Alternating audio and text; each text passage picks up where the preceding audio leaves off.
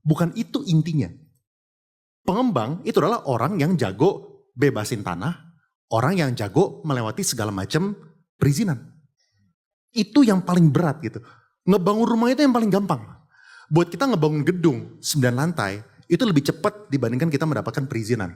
Jadi dapetin tanda tangan, itu tuh lebih lama dibandingkan kita menyelesaikan 9 lantai gitu.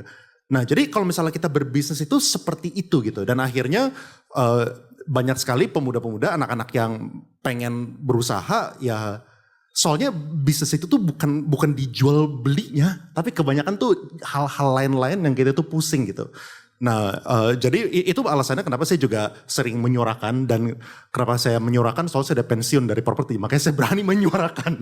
Kalau misalnya saya masih di sana mungkin nggak bisa, soalnya nggak, susah, tidak mungkin bisa jalan gitu. Dan itu kan terkait ke semuanya, terkait juga ke dari sisi misalnya instrumen finansial, misalnya kita ngomongin saham.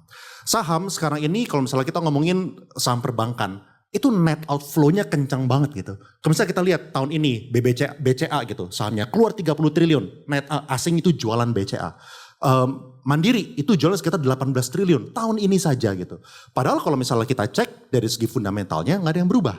Gimana caranya kita ngecek fundamental perusahaan? Lumayan gampang sebenarnya. Kita tinggal lihat misalnya, kalau misalnya BCA, kalau misalnya mereka mau ngasih KPR, biasanya BCA adalah perusahaan yang paling konservatif. Jadi kalau misalnya rumahnya itu harga 2 miliar, biasanya mereka datengin appraisalnya mungkin cuma 1,2 miliar. Lalu mereka punya, kita cuma dikasih kredit mungkin 700 juta gitu. Jadi save-nya tuh jauh gitu. Habis itu mereka punya satpam semuanya senyumnya manis, lebar semuanya. Sampai sekarang gak ada yang berubah. Tapi asing pada keluar terus gitu kan. Karena mereka memiliki alternatif-alternatif lainnya. Nah sebenarnya kalau kita tidak bisa menyalahkan asing, tapi seharusnya kita